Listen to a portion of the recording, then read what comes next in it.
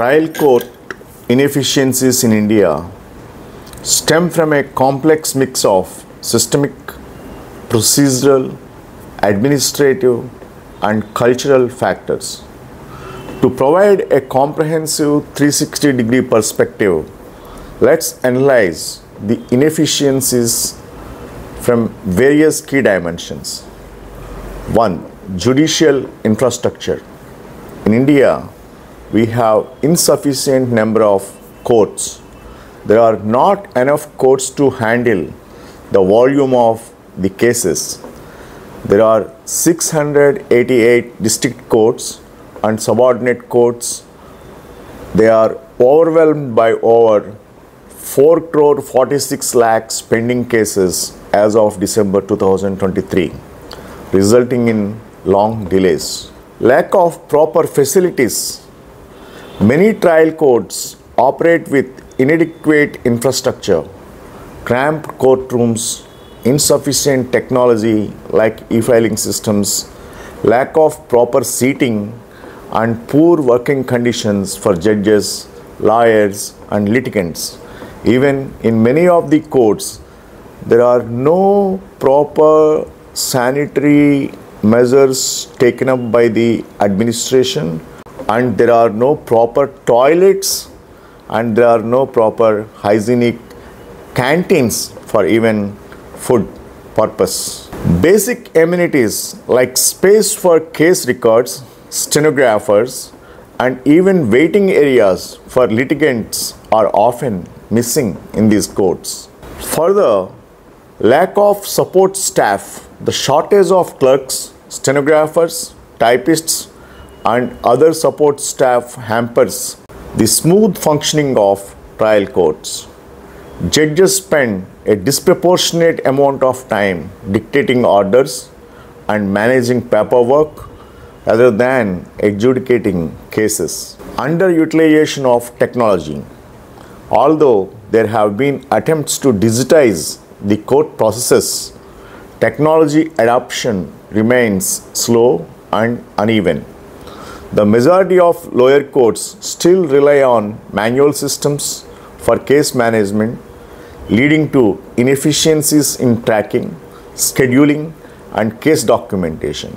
And the older generation judges are not aware even how to operate the computers in the given technological environment, and they are accustomed to the old-time hearing mechanism. Second important thing is case overload and judicial vacancies. High case loads per judge is what the phenomenon that we can find in Indian trial courts. Trial court judges are burdened with unmanageable number of cases, sometimes handling 50 to 100 cases in a single day. This prevents them from dedicating sufficient time to each case, leading to frequent adjournments and delays. Vacancies wise, a significant percentage of judicial posts remain vacant, contributing to delays. As of recent reports, approximately 20 to 25% of posts in the lower judiciary are vacant, which exacerbates the backlog and increases the workload for existing judges. Imbalance of caseloads. Some courts, especially in larger cities, face disproportionately high caseloads compared to rural or less populated areas. This imbalance further stresses already overburdened courts. Third important thing is procedural inefficiencies. That is to say, frequent adjournments. The culture of adjournments is a major problem in Indian trial courts. Lawyers often seek adjournments to delay proceedings, either as a tactic or due to overbooking across multiple courts. Judges who have limited time per case tend to grant these adjournments liberally. Outdated procedural laws. The Civil Procedure Code (CPC) and Criminal Procedure Code (CRPC), though designed to ensure fairness, are often seen as overly rigid and cumbersome. Each procedural step takes significant time, and the multiple stages of trials, appeals, and reviews further delay the resolution of cases. Ineffective case management. Most trial courts lack effective case management systems. Judges have to juggle between administrative tasks like giving dates, managing adjournments, dictating daily orders, and dictating judgments, and again correcting the draft version of the daily orders and the judgments, and adjudicating cases without structured timelines for hearings or focused time management strategies.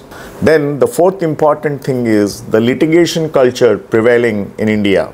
That is to say, the adjournment practices. Lawyers frequently use adjournments as delaying tactic, which is often granted without much scrutiny. This leads to cases being postponed repeatedly, sometimes for months or even for years. Frivolous and vexatious litigations.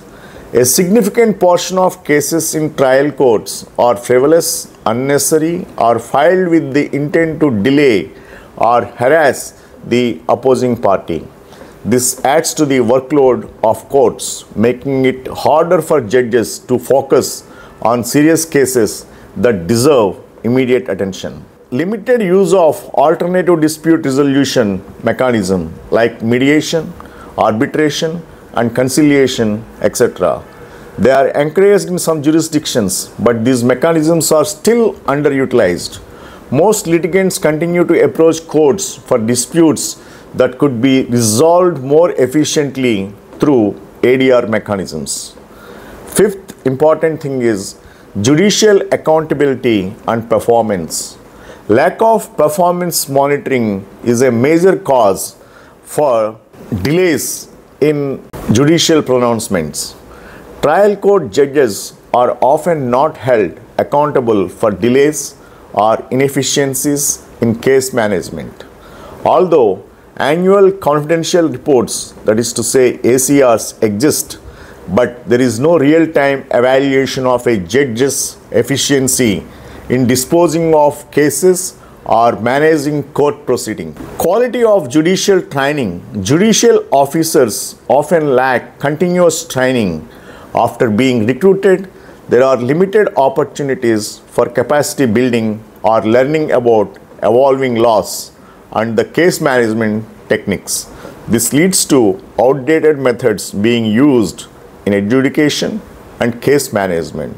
Some of the district judges are recruited at a very early stage of their life, and they will be trained soon after they get into the job, but continuous training is lacking. That's where they may miss the link, or they may not be up to date with the latest techniques, and they still may be accustomed to outdated methods. Limited performance metrics. Judges are often evaluated on the number of cases they dispose of rather than the quality of timeliness of judgments. This emphasis on quantitative rather than qualitative performance leads to focus on procedural finality rather than substantive justice.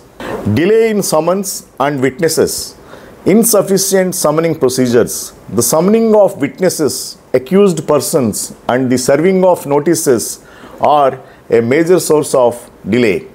Delays in serving summons can result in adjournments and cases being dragged out for longer periods. Non-appearance of witnesses. Another reason for delays is the non-appearance of witnesses due to various reasons, including fear, lack of incentive, or logistical challenges in attending the court, and the system lacks strong mechanisms to ensure timely attendance of witnesses, leading to stalled proceedings. Public trust and access to justice. Erosion of public trust. Delays in justice erode public confidence in the legal system. People are increasingly frustrated by how long it takes to resolve even simple legal matters. This distrust often leads to people seeking extrajudicial solutions, including vigilantism or out-of-court settlements. Further, high cost of litigation. The prolonged litigation process also increases the cost of legal proceedings. For common citizens, the cost of hiring lawyers over extended periods can be financially draining, and the slow process often disproportionately affects the poor and marginalized who cannot afford prolonged litigation. Lack of access to legal aid. Although free legal aid is theoretically available, access to quality legal aid is still limited. Many underprivileged litigants are unable to secure competent legal representation, which further exacerbates delays and inefficiencies. Corruption and judicial misconduct. Corruption in lower judiciary. Corruption is an issue in some parts of the lower judiciary, leading to cases being delayed or decisions being influenced improperly. There have been instances where litigants or lawyers have alleged that bribes or undue influence have affected the outcome or speed of the trial process. Lack of oversight mechanisms. While the high courts have supervisory authority over trial courts, there is often inadequate real-time monitoring of trial court judges and their conduct. The existing judicial vigilance cells are not always proactive or effective in addressing allegations of corruption or misconduct. And last but not the least, the political and bureaucratic interference. Political pressure on judges. In some cases, local politics or influential persons may exert pressure on trial court judges, particularly in politically sensitive cases. This can result in procedural delays or biased decisions. Bureaucratic delays. The judiciary is often entangled in bureaucratic processes, especially when dealing with cases involving government departments.